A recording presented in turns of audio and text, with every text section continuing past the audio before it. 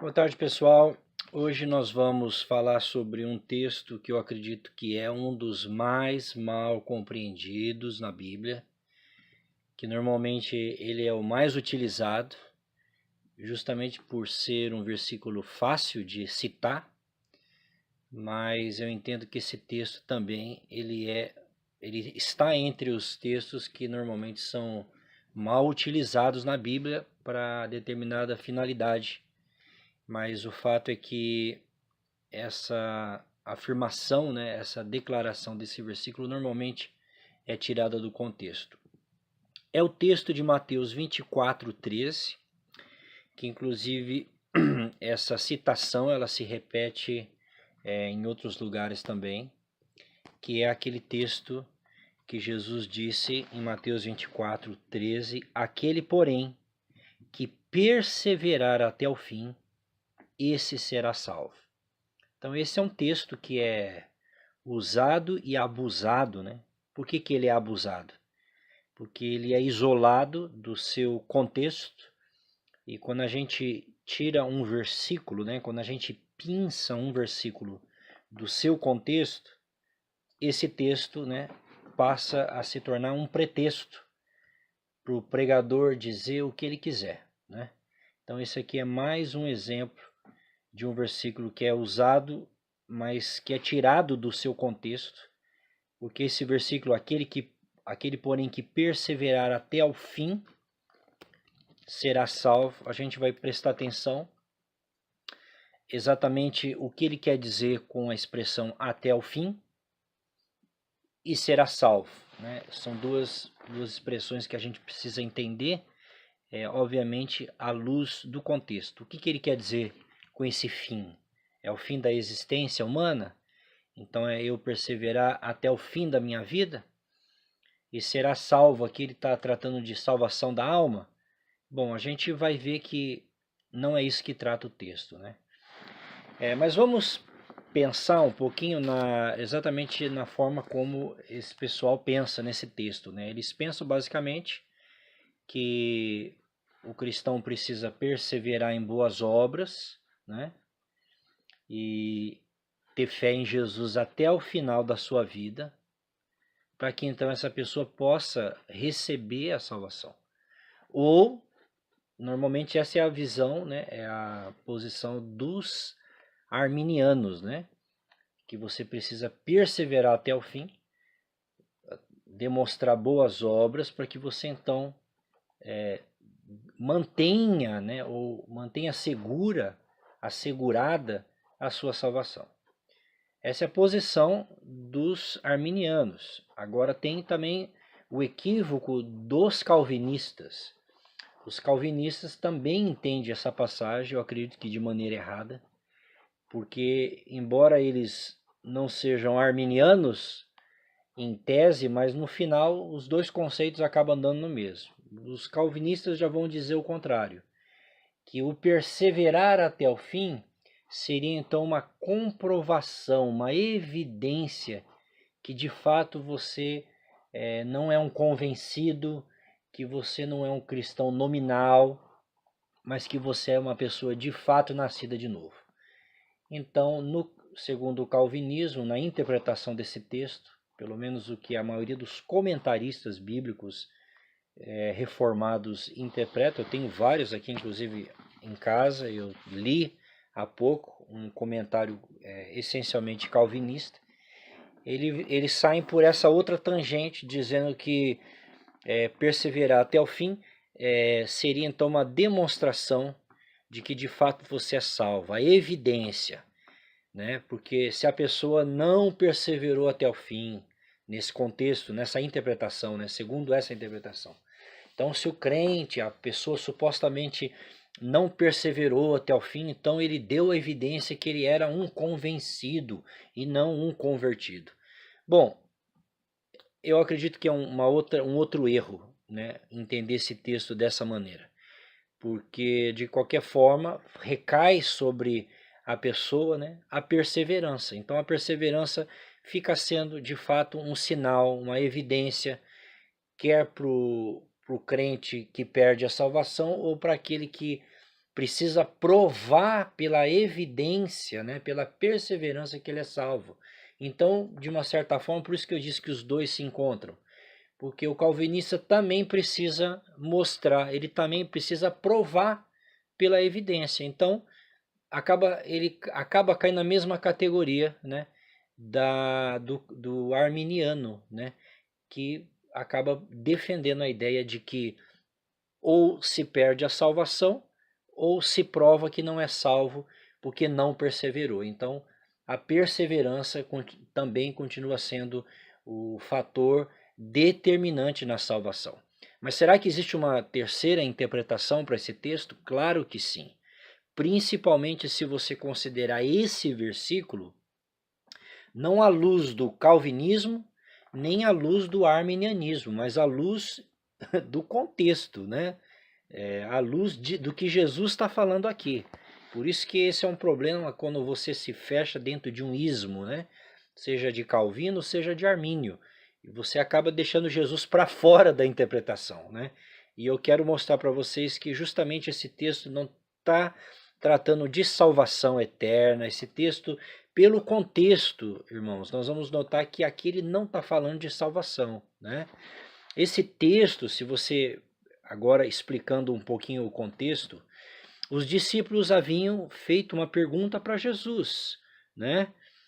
A respeito do final dos tempos. Se você está comigo com a sua Bíblia aberta, você vai ver que essa foi a grande pergunta que os discípulos fizeram para Jesus.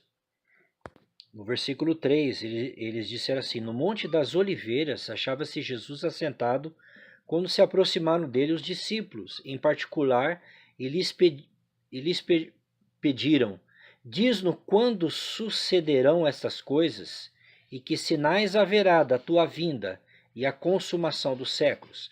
Então, basicamente, a resposta de Jesus, o discorrer do texto está ligado a essa pergunta que foi feita. Então, a gente precisa interpretar esse texto à luz dessa pergunta. Eles estão querendo sinais, estão querendo as evidências, né? Primeiro Jesus falou no capítulo 24, versículo 1 e 2, a respeito do templo. Quando eles estão lá no templo, ele diz que tudo ali vai ser destruído. E no versículo 3, eles já não estão mais dentro do templo, né? Quando Jesus falou que não ficaria pedra sobre pedra, agora estão no Monte das Oliveiras. E agora a pergunta é outra, não é mais sobre aquilo. A pergunta deles agora é relacionado ao final dos tempos, né? Qual que é a evidência que nós teremos do final dos tempos? E Jesus então discorre esse texto, falando que virão muitos em meu nome, que haverá guerras e rumores de guerra, que se levantarão nação contra nação. No 8, porém isso ainda é só o princípio das dores, né? Ainda não é o fim, ainda não atingiu o ápice da tribulação. No versículo 9, então sereis atribulados, vos matarão, sereis odiados de todas as nações por causa do meu nome.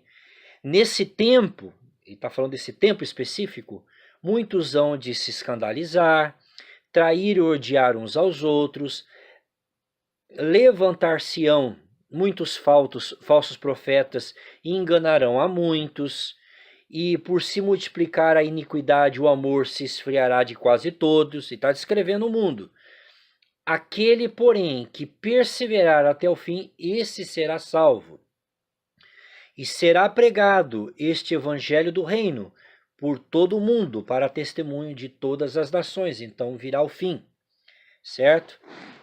Vamos para a passagem correlata, passagem de Lucas 21, o mesmo assunto, princípio das dores. Lucas 21, versículo 16, Jesus continua: e sereis entregues até por vossos pais, irmãos, parentes e amigos, e matarão alguns dentre vós. De todos sereis odiados por causa do meu nome. Contudo, não se perderá um fio da vossa cabeça. E na vossa perseverança que ganhareis a vossa alma. Então Jesus está falando a mesma coisa, que vai ser na perseverança que vocês vão ganhar a vossa alma. E voltando para o texto de Mateus, se nós continuarmos lá no texto de Mateus, Aí no versículo 15, quando, pois, virdes o abominável da desolação de que falou o profeta Daniel, ele começa a discorrer, né? Então os que tiverem na Judéia, olha aqui a geografia de tudo que ele está falando. Esses cristãos vão estar onde? Né? Esses servos do Senhor, os eleitos, na Judéia, né?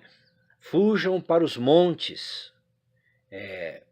Quem estiver sobre o eirado, não desça a tirar de casa coisa alguma. E quem estiver no campo, não volte atrás para buscar a sua capa. Ai das que estiverem grávidas e das que amamentarem naqueles dias. Orai para que a vossa fuga não se dê no inverno, nem no sábado. Anote essa expressão, nem no sábado. Porque nesse tempo haverá grande tribulação, como desde o princípio do mundo até agora não tem havido, nem jamais houve. E aí ele continua o texto. Você entende? Ó, Judéia, não, né, que a sua fuga não dê no dia de sábado. Né? E no 21, porque nesse tempo haverá grande tribulação, como desde o princípio não houve, né, até agora, e jamais haverá.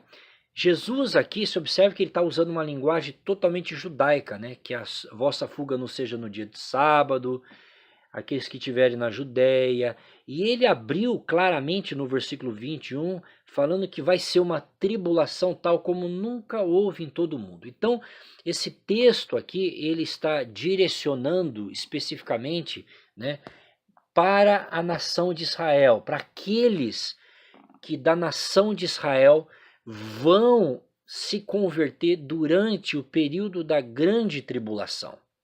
Esse texto aqui, essa carapuça aqui, não está falando para nós, não está falando para a igreja de Cristo, está falando para o Israel que vai reconhecer Jesus depois que o anticristo quebrar o pacto com ele, como está lá no livro de Daniel, depois que ele revelar realmente quem ele é, ele vai no meio da tribulação, né, no meio das 7 semanas, né, no meio da semana de Daniel, exatamente no meio, 3 anos e meio, ele vai romper a aliança com o povo da aliança, que é a nação de Israel.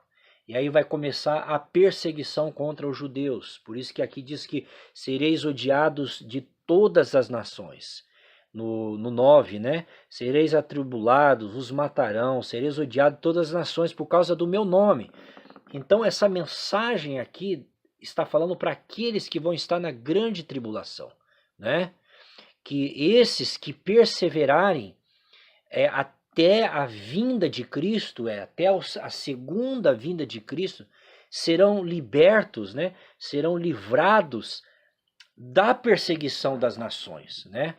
É isso que ele está dizendo aqui. Então esse perseverar até o fim não é perseverar até o fim da sua vida. Não está falando aqui da perseverança pela sua vida, pela preservação da sua salvação. Ele está falando aqui perseverar em meio à tribulação. Você no caso o judeu aqui, ele vai receber o livramento de Deus. Ele vai receber o livramento do Senhor da perseguição. Muitos obviamente vão morrer, mas ele está dizendo que também o Senhor vai vir em resgate desses judeus convertidos durante a tribulação, né? Então aqui não tem nada a ver com perseverar no sentido de ser salvo da alma. O problema é que a gente entende normalmente a palavra salvação, salvo só querendo dizer como salvação espiritual. Não, salvação, a palavra cura também pode ser traduzida como salvação. Existem muitos significados, muitas aplicações da palavra salvação, né? Então isso precisa ser entendido também. Então não tem nada a ver com desempenho, performance, nada disso. São esses judeus que vão estar durante a tribulação. Então esse perseverar até o fim não se refere à vida física aqui, mas ele está falando de uma sucessão de eventos que vão acontecer, né? Que marcam como fim. Esse fim é a resposta a perguntas dos discípulos, né? de quando essas coisas vão acontecer. No versículo 3, eles perguntaram para Jesus, diz-nos quando sucederão essas coisas, e que sinal haverá da tua vinda e da consumação dos séculos. Então, o contexto todo aqui de Mateus, como de Lucas 21, do 7 ao 19, Marcos 13, do 3 ao 13, está falando desse período da tribulação, tá? Então, esse fim aqui se refere a isso e nada mais do que isso. Israel durante o período da grande tribulação. Esse é o que determina esse contexto.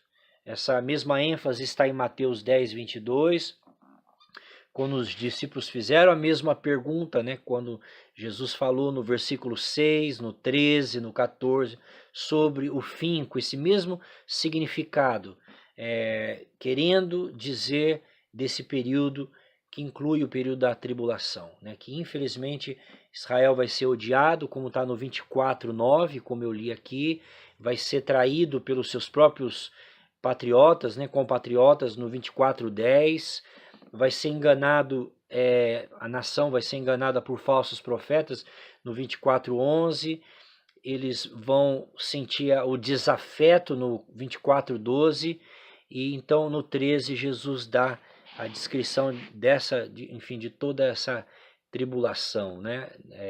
Que eles então serão salvos nesse último momento, né? Na verdade, eles serão resgatados das mãos dos seus inimigos, né? Que vão estar odiando Israel. No último segundo, o Senhor vai resgatá-los, como está lá em Zacarias capítulo 12.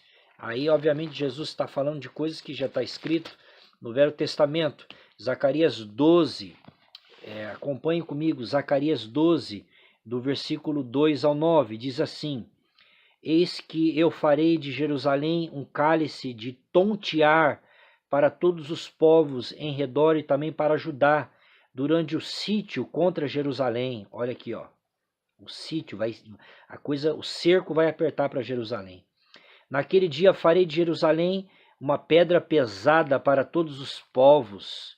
Todos os que a erguerem se ferirão gravemente, e contra ela se ajuntarão todas as nações da terra. Olha aqui. Naquele dia, diz o Senhor, ferirei de espanto a todos os cavalos, e de loucura os que os montam. Sobre a casa de Judá abrirei os olhos, e ferirei de cegueira a todos os cavalos dos povos. Olha Deus se levantando em defesa de Israel no final da tribulação. Então os chefes de Judá pensarão assim: os habitantes de Jerusalém têm a força do Senhor dos exércitos, seu Deus.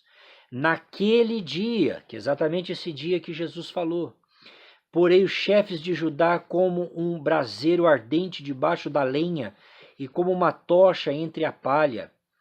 Eles devorarão à direita e à esquerda e todos os povos em redor, e Jerusalém será habitada outra vez no seu próprio lugar, em Jerusalém mesma.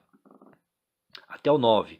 O Senhor salvará primeiramente as tendas de Judá, para que a glória da casa de Davi e a glória dos habitantes de Jerusalém não sejam exaltadas acima de Judá. Naquele dia, de novo, naquele dia, o Senhor protegerá os habitantes de Jerusalém, e o mais fraco dentre eles naquele dia será como Davi, e a casa de Davi será como Deus, como o anjo do Senhor diante deles. Naquele dia procurarei destruir todas as nações que vierem contra Jerusalém. Então o Senhor vai dar livramento. Paulo vai falar a mesma coisa lá em Romanos 11, 26. Olha só, acompanhem comigo, Romanos 11, 26.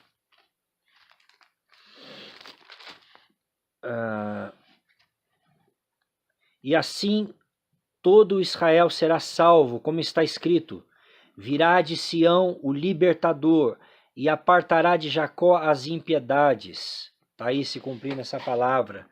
Então esse é um exemplo onde a palavra salvo, né, se refere a essa libertação do perigo, não libertação do inferno. Aliás, a palavra inferno não aparece nesse capítulo de Mateus. Então, se fizesse alguma menção aqui ao inferno, né? Mas não, a palavra inferno não é usada, utilizada nesse texto. Por quê? Porque ele está se referindo a um livramento temporal, né?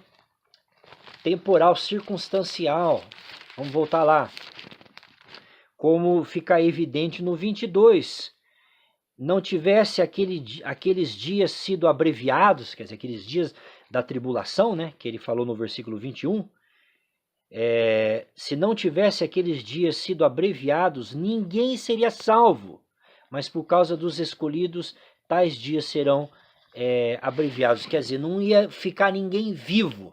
Essa que é a ideia, né? Nenhuma carne sobreviveria, né? E não se tratando de no sentido de salvação física, né? Então, o que a gente precisa lembrar dentro da economia, da administração do reino, é que a história de Israel, gente, né, a nação de Israel, continua sendo a menina dos olhos do Senhor, né? Não é porque Deus estabeleceu a igreja que Deus tenha apagado todas as promessas que ele fez para a nação de Israel. Absolutamente não. Deus continua fiel ainda que nós sejamos infiéis. E a história de Israel é a maior demonstração da graça de Deus.